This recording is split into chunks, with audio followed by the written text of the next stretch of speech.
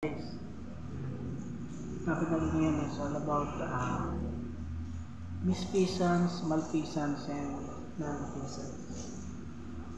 Ano natin yung misfeasance sa tinatawag. Yung misfeasance, yung hindi mo ginampanan yung tungkulin na iniyata sa'yo. Yung malfeasance naman ay ginawa mo naman yung tungkulin mo pero nagkamali ka sa pagtupad ng iyong tungkulin. Yung non-feasance naman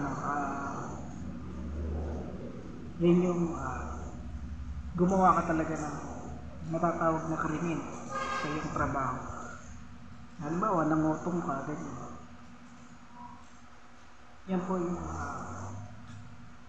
magkakaiba silang tatlo. Thank you guys.